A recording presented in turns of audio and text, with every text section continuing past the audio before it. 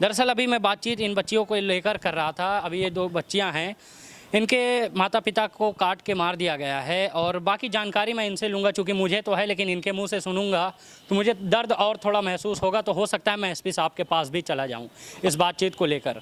आइए बातचीत करते हैं। क्या नाम है आपका? मेरा नाम प्रिया मौर्य है। मैं अहरौला थाना अहरौला से हूँ, ग्राम पारा से। प्रिया जी, एक बात बताइए, अहरौला से हैं आप, क्या मामला है? आप लोग यहाँ पे, चूँकि आज आपके धरने का 31वां दिन है, मैं पहली बार आया हूँ। मैंने अलग अलग धरने में मैं कल किसी और धरने में था, आज किसी और धरने में था, अभी किसी और धरने में हूँ।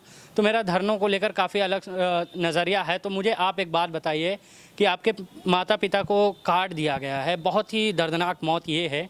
मुझे तो सोच के ही डर लग रहा है इस बात को कि आपकी पूरी दुनिया ही ख़त्म हो गई है।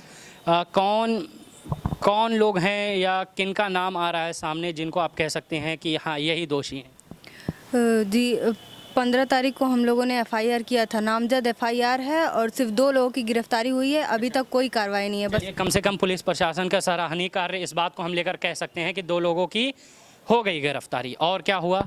गिरफ्तारी किए हैं, अभी तक तो उनको ना ही रिमांड पे लिए हैं, ना ही उनसे पूछताछ किए हैं कि और कौन था, क्योंकि ये 2 लोगों के बस की बात नहीं है। इतना बड़ा काम किए हैं तो इसमें पूरा गैंग है। 2 लोगों के लिए तो आपके पिताजी अकेले थे, उसके लिए कम से कम 4 या 6 से ज़्यादा लोगों की जरूरत है। जी हाँ, मेरे पापा के पास इतनी ताकत थी कि वो 2-3 लोगों से आराम से लड़ सकते थे। ये 2 लोगों का काम हो ही नहीं सकता, पूरी गैंग है। अच्छा, एक बात बताइए, आप लोगों का आज 31वां दिन है, या एसपी साहब या डीएम साहब आए हैं आप लोगों से मिलने? नहीं, बिल्कुल भी नहीं। कोई नहीं आया? कोई नहीं आया ये है। हमारी सेवा के लिए ही है कि हमको तो नहीं पता सर किस लिए, अब क्यों नहीं आए? आप लोग को कुछ जानकारी है?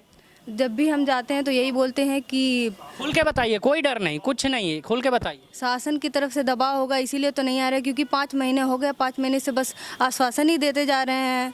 5 महीना हो गया है आप लोगों को? 5 महीने से बस आश्वासन दे रहे हैं कि हाँ हम कर रहे हैं, क्या कर रहे हैं। अगर किए होते ना तो आज ये सब नहीं होता। अगर ये कदम पहले ही उठाए होते, आज मेरे पापा मम्मी यहाँ होते और हम लोग को यहाँ बैठने की नौबत ही नहीं आती। बिल्कुल।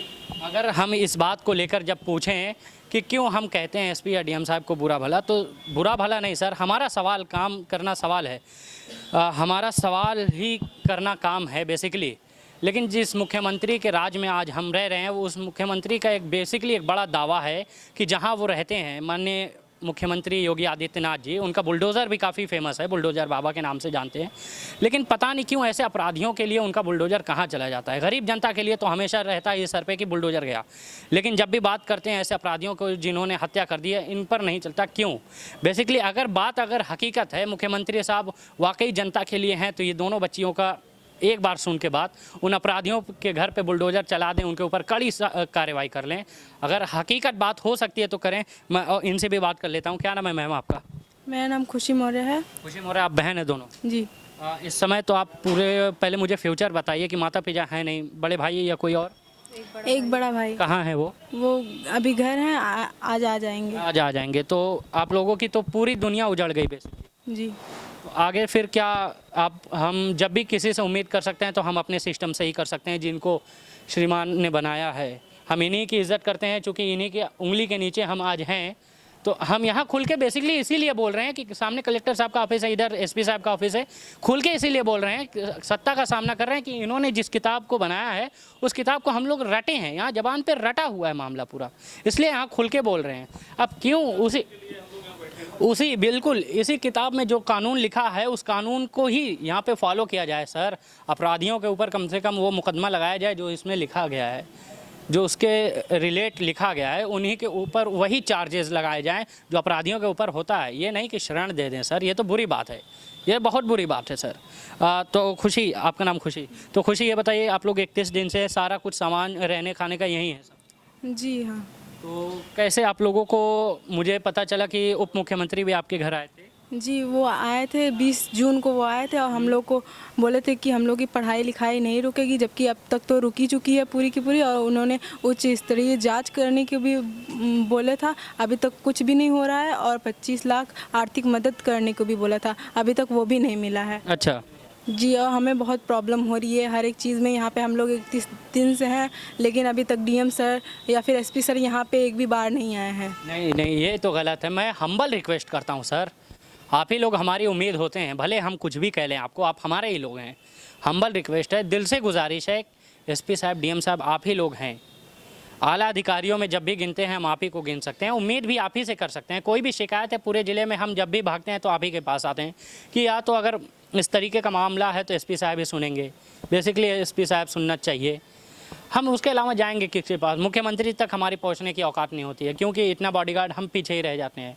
एसपी साहब के यहाँ खुला होता है दरवाज़ा कि हाँ यहाँ गरीब न्याय के लिए आ सकते हैं, तो हम वहीं जाते हैं। सर जब भी जाते हैं गरीब न्याय के लिए एसपी दरबार में ही जाते हैं। तो हमारा आपके अलावा सुनने वाला है कौन? जब हम ये पूछते हैं कि कौन है, तो अलग अलग प्रकार की बातें हमारे सामने आ जाती हैं कि तमाम राजनीतिक दल आप लोगों से धरने में शुमार या कुछ और मदद, कोई और पार्टी के नेता या कोई और आया? जी, हमारे यहाँ बहुत ही संगठनों का सहयोग है। अच्छा, संगठनों का सहयोग है। जी। अच्छा। और एक दो पार्टियां भी हैं जिनका सहयोग है यहाँ पे। अच्छा, जी।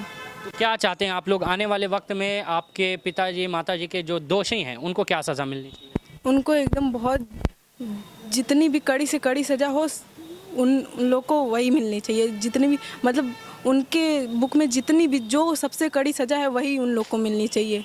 बिल्कुल, क्योंकि आपका पूरा दुनिया ख़त्म हो गया। अब मैं बहुत ज़्यादा बात नहीं कर पा रहा हूँ क्योंकि इमोशनली मैं भी हो गया हूँ। माता पिता ना होने का दुख आप नहीं समझेंगे, क्योंकि आप तो सुबह उठते ही अपने माँ के हाथों की बनी हुई रोटियाँ पा जाएंगे। जिनके पास नहीं है माँ उठाने के लिए कि बेटा उठ जाओ, स्कूल का समय हो गया या धरने का समय हो गया, उनसे पूछिए माँ का दुख क्या होता है। बहुत बहुत शुक्रिया आपका देखने के लिए ज़िया न्यूज़।